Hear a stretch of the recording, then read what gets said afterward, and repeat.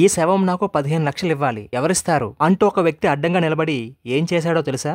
ఒక ఇంట్లో ఆ ఇంటి యజమాని చనిపోయాడు. చాలా మంది బంధుమిత్రులు ఇంటికి చేరుకున్నారు. ఇంట్లో అందరూ శోక సముద్రంలో మునిగిపోయారు. చనిపోయిన ఆయనకి భార్య, 9 మగపిల్లలు, ఒక ఆడపిల్ల. పిల్లల్ని కష్టపడి జీవితంలో ఒక మంచి స్థాయికి తెచ్చి న్యాయంగా సంపాదించిన దానితోనే పిల్లలందరినీ పెంచి తన ఆస్తిని అందరికీ సమానంగా పంచి ఇచ్చాడు. ఆడపిల్లకి ఒక మంచి సంబంధం చూసి పెళ్లి కూడా చేశాడు. ఆ ఇంటి యజమాని చాలా మంచి వ్యక్తి అని, కష్టాల్లో ఉన్న వారిని ఆదుకునేవాడని అందరూ చెప్పుకుంటున్నారు. ఇంటి దగ్గర జరగాల్సిన కార్యక్రమాలు పూర్తయిన తర్వాత శవాన్ని శ్మశానానికి తీసుకుని వెళ్దాం అనుకునే లోపు ఆగండి, నేను ఒక విషయం చెప్పాలని శవాన్ని తీయకుండా అడ్డంగా నిలబడ్డాడు. అది చూసి అందరూ ఏమయ్యా, ఏ సమయంలో ఏం మాట్లాడాలో తెలీదా అంటూ అందరూ కోప్పడ్డారు. అంతలో ఒక పెద్ద ఆయన ముందుకు వచ్చి ఏమైందయ్యా, ఏంటి నీ సమస్య అంటూ అడిగాడు. అప్పుడు ఆ వ్యక్తి చెప్పిన మాటకు అందరూ ఆశ్చర్యపోయారు. ఈ చనిపోయిన పెద్ద మనిషి నాకు 15 లక్షలు బాకీ పడ్డాడు అని చెప్పగానే అక్కడ ఉన్న వారిలో కొంతమంది ఈ సమయంలో ఇలాంటి విషయాలు మాట్లాడడం సరికాదు, కార్యక్రమం పూర్తయిన తర్వాత కూర్చొని మాట్లాడుకుందాం అని చెప్పగానే అందుకు ఆ వ్యక్తి లేదు, ఈ విషయంలో నేను ఎవరి మాట వినను.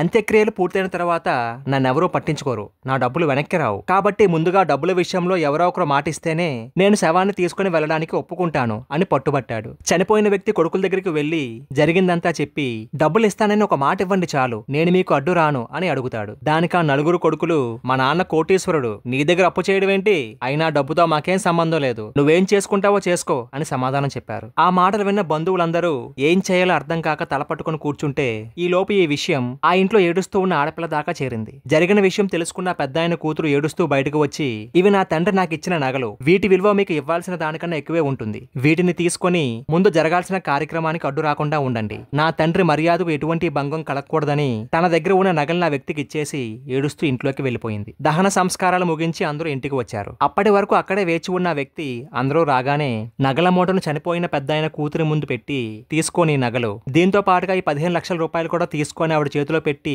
ఒక్క నవ్వు నవ్వి ఇలా అన్నాడు, చనిపోయిన మీ నాన్నగారు నా దగ్గర ఎటువంటి అప్పు చేయలేదు, నిజం చెప్పాలంటే నాకు డబ్బు అవసరమైన సమయంలో మీ నాన్నగారు నాకు డబ్బు ఇచ్చి ఆదుకొని నీకు ఎప్పుడు వీలైతే అప్పుడే ఇవ్వు అని చెప్పిన మహానుభావుడు మీ నాన్నగారు. నేను తిరిగి డబ్బులు ఇద్దామనుకునే లోపు ఆయన చనిపోయారనే విషయం తెలిసి పరుగున వచ్చాను. అయితే ఆయన ఇచ్చిన ఈ డబ్బుని ఎవరికివ్వాలో తెలియక ఇంతమందిలో ఎవరికి అర్హత ఉందో తెలుసుకోవాలనే ఈ నాటకం ఆడాను. ఈ డబ్బులు ఈ నగలు తీసుకో తల్లి, మీ నాన్నగారికి నువ్వే నిజమైన వారసురాలు అని చెప్పి ఆమెను దీవించి వెళ్ళిపోయాడు. ఆ డబ్బుతో తన తండ్రికి నిర్వహించాల్సిన కార్యక్రమాలను ఘనంగా నిర్వహించి మిగిలిన డబ్బును తన తల్లికి ఇచ్చేసి తన భర్తతో అత్తారింటికి వెళ్లిపోయింది అతని కూతురు. మగపిల్లలే కావాలి, మమ్మల్ని చూసేది కొడుకులే అంటూ పరితపించి కూతుర్లను తక్కువగా చూసే తల్లిదండ్రులు ఈ కథలో యజమానిని చూసి నేర్చుకోవాలి. అమ్మాయిలు కూడా వారి అమ్మా నాన్నని ప్రేమిస్తున్నారు, ఆడపిల్లలకి ఇచ్చే గౌరవం వారికి ఇవ్వండి. మీరేమంటారు? మీ అభిప్రాయాన్ని కామెంట్లో తెలియజేయండి.